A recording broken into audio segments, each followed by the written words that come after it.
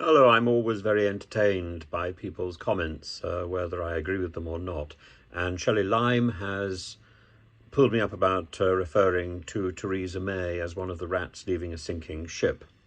And I would like to defend the comment in a minute, but first of all, what she's written is in 1930s Nazi Germany, Jewish people were depicted in propaganda as rats. Absolutely true. In August, September 2021, Alex Belfield started referring to immigrants in the UK as rats and cockroaches.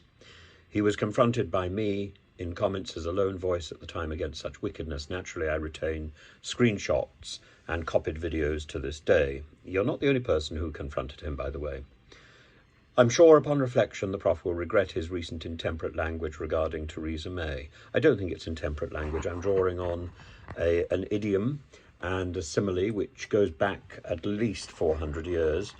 You can find it with reference to the East India Companies, but in fact, in 1600, but in fact it goes back beyond that. It goes back much further when people were talking about the rats that infested disused houses in the 15th, 16th century.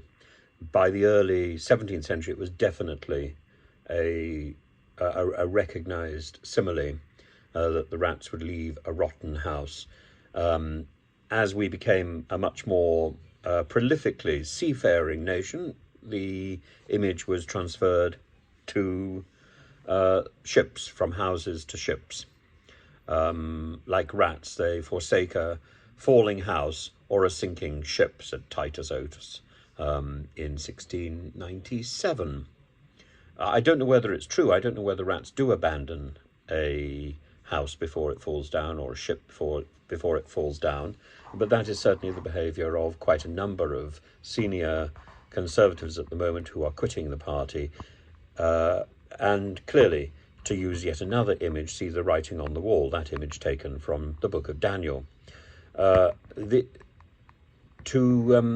use what perhaps I regret, perhaps is a cliche, to use perhaps what is a cliche, rather than invent my own imagery, is certainly not to invoke the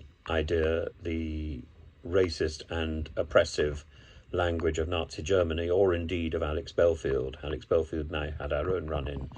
And as for Mrs. May, I had an interesting run-in with her too about student visas back in the day. Now all that seems to have been revived by James Cleverly.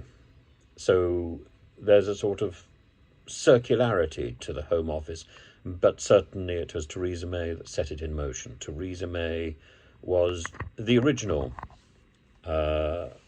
person who invoked the hostile environment.